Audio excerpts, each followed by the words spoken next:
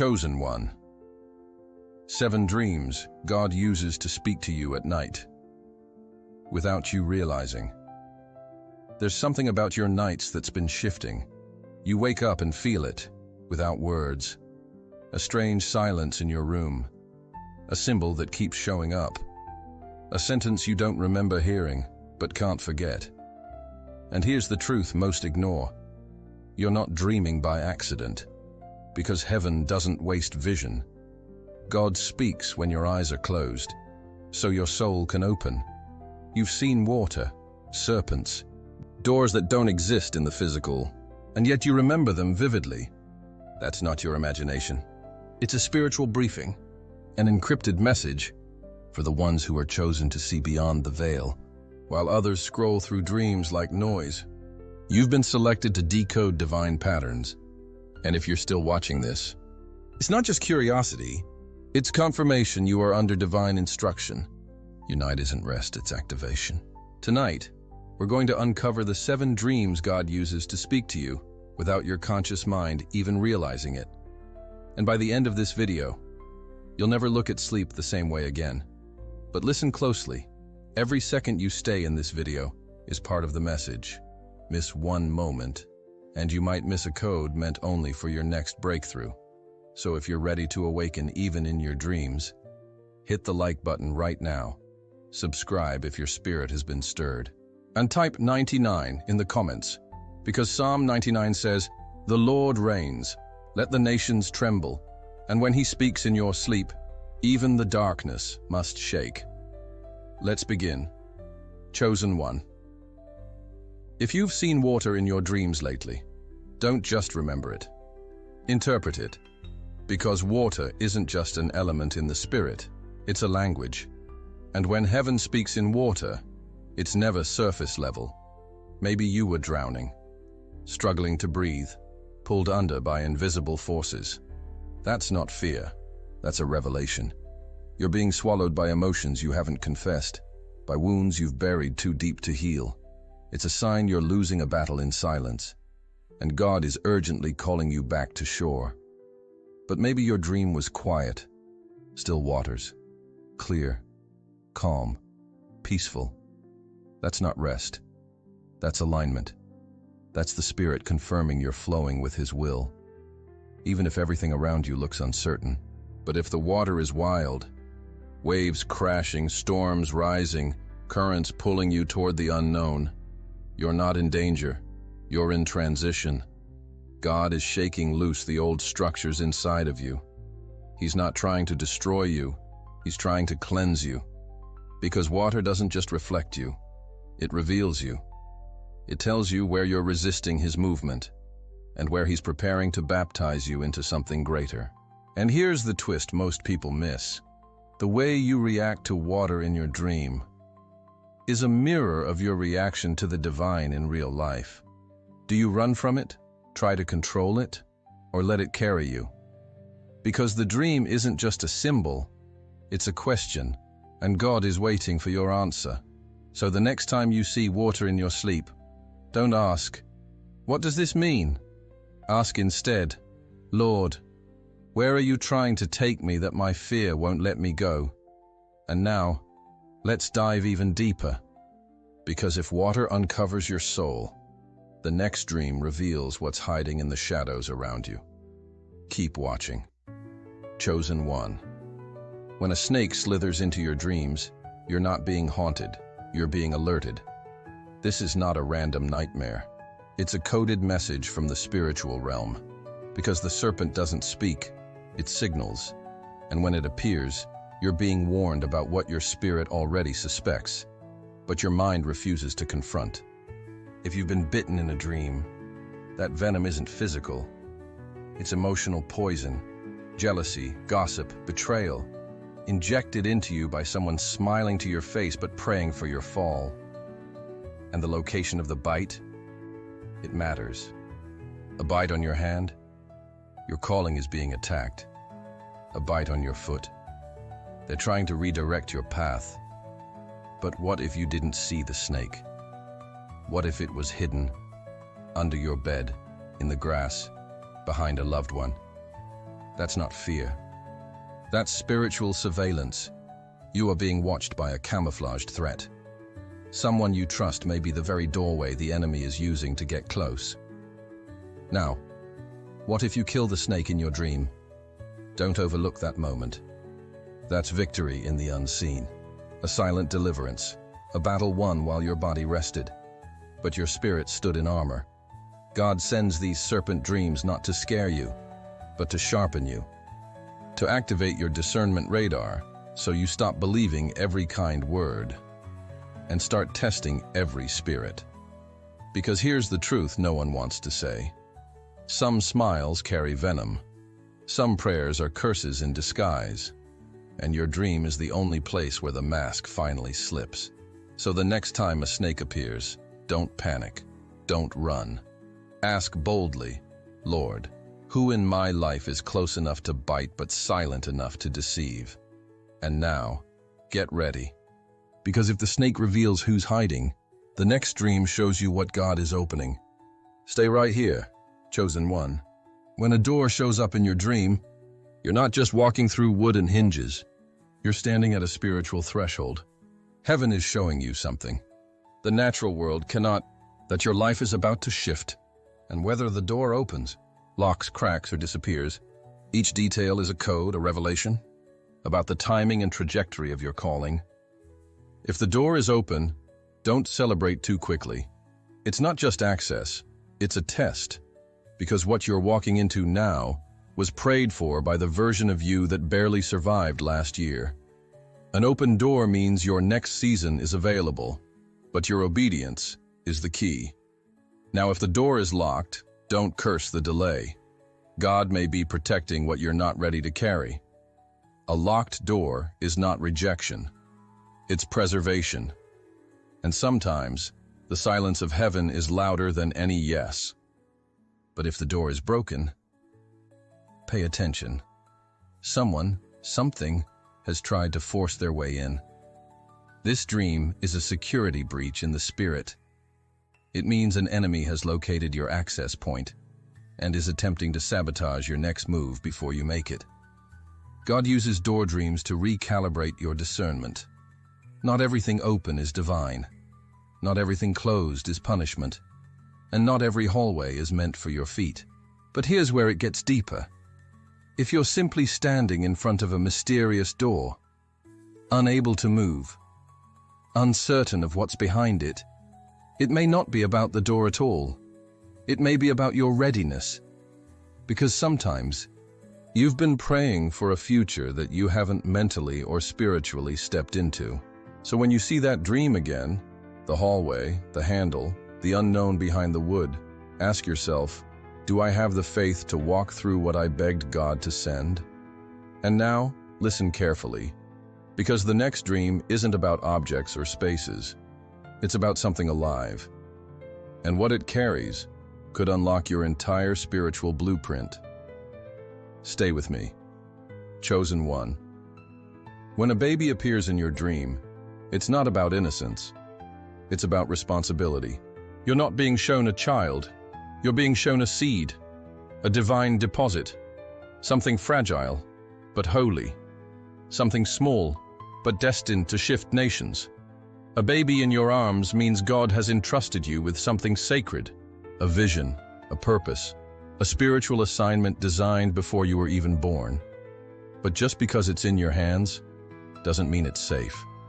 You still have to feed it, protect it, fight for it. Now, if the baby is crying in your dream, don't ignore that sound. That's not noise. That's your calling, begging for attention. You've delayed something too long, put off obedience, doubted your own capacity. But heaven is done waiting, and if you see a baby that's been abandoned, that's the most urgent of all. It means you've walked away from something eternal, a spiritual pregnancy left unattended. And just like a newborn, if you don't nurture it, it won't survive. This is not about motherhood or fatherhood.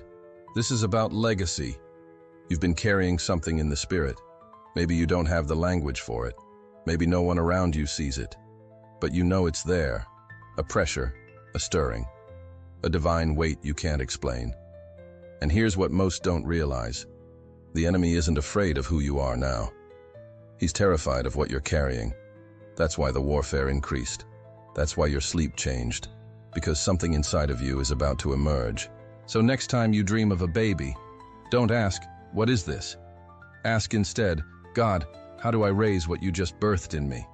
And now, we move into the realm where the veil grows thin, where the past tries to speak, and not every presence comes in peace. Keep watching. Chosen one. There are dreams that whisper, and then there are dreams that pierce. When someone who has passed away visits you in the night, you're not simply remembering. You are being summoned into a realm where the living and eternal briefly intersect. This is not just nostalgia. It's not always grief resurfacing. Sometimes, it's God speaking through memory, using the image of someone familiar to bypass your logic and reach the part of your soul that still listens when you're most vulnerable. Maybe the person spoke to you. Maybe they just looked at you with meaning. Or maybe they said nothing, but you woke up crying. That's not emotion. That's a message. God may be bringing you closure, healing a wound you never processed, or he's passing on a prophetic instruction that your conscious mind would have dismissed in the daylight. Sometimes these dreams are also ancestral awakenings, reminders that a generational battle has reached its final warrior, you. But hear this clearly. Not every presence is divine. The enemy is a master of disguise. Some dreams are counterfeits, imitations designed to distract, deceive, or detour. And how can you tell the difference? It's not in what is said. It's in what is left behind. If the dream leaves peace, conviction, or clarity, heaven touched you. If it leaves confusion, fear, or obsession, it was sent to distort. This is why discernment is your greatest shield. Because when the dead appear, you must ask not with emotion, but with spiritual authority. Lord, was this from you, or was it a shadow wearing a memory? Because chosen ones are not just dreamers, we are gatekeepers. And not every spirit deserves access. And now, we cross from the invisible to the inevitable. The next dream doesn't whisper from the past. It drags you from the present and tests whether you're standing on rock or illusion. Brace yourself. Chosen one, there's a kind of dream that doesn't arrive with symbols. It arrives with impact, a sudden drop, a jolt that snaps you awake, your heart racing, your spirit shaken. You are falling. But this isn't just anxiety. It's not your mind spiraling. It's your spirit being interrupted. Because when God allows you to fall in a dream, he's not trying to punish you. He's trying to reposition you. Maybe you're losing control of something you were never meant to manage alone. A relationship, a title, a role you've outgrown. And instead of letting go, you've been white-knuckling a version of life he's already called you out of. Or maybe you're clinging to pride, to illusions of stability, to platforms built on fear instead of faith. And the fall, it's God's mercy, stripping away everything false before it collapses with you on top. And yet, sometimes he lets you fall almost to the ground, just to show you that he still catches you. That what felt like failure was actually formation, a divine reset. Not to break you, but to rebuild you on the truth. Because here's the part few understand. Falling in a dream doesn't always mean danger. It can mean you're finally being separated from what was never you. Ego, pride, control. He's tearing it down. So the question isn't, why am I falling? It's, what have I built my identity on that God is now shaking? Because the fall is not the end. It's the start of something grounded. And as you awaken breathless, confused, afraid, the whisper from heaven is clear. When everything collapses, I remain your foundation. But what happens when the fall is over, and yet you still feel watched, like something sees you? Even when nothing's there, get ready. Because the final dream doesn't shake your body. It invades your atmosphere. Chosen one, this dream doesn't come with monsters. No fire, no fall, no chaos. Just a feeling that you're being watched, not by a person. Not by anything you can name, but by something unseen, yet undeniably present. You look around in the dream. Nothing. But the air is heavy. You feel judged, measured, known, and not by accident. This is not paranoia. This is spiritual awareness. You've crossed a threshold. And now, you're on the radar of realms you didn't even know were monitoring you. Because when you've been marked by destiny, both heaven and hell take notice. Angels observe your growth. Demons study your weakness. The atmosphere itself becomes aware of your presence. And the dream is a confirmation. You are no longer invisible to the invisible. But here's what most miss. You're not being watched because you're weak. You're being watched because you're dangerous. Your anointing is rising. Your authority is growing.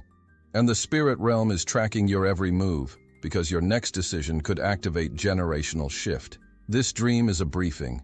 God is showing you that you've become a key player in a war that others sleep through. You are no longer hidden, no longer protected by obscurity. You've been revealed. And that's why you feel exposed, because you are.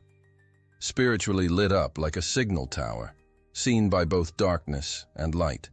So the next time you feel those invisible eyes, don't run, don't shrink, stand. Because that gaze means this: your time to move, speak, and lead has arrived. You've been seen. Now it's time to act like you're called.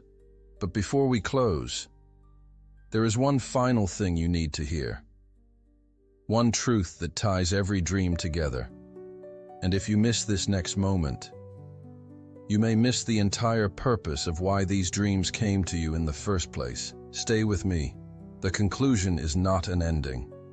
It's an awakening. Chosen one. What you used to call dreams were never just dreams.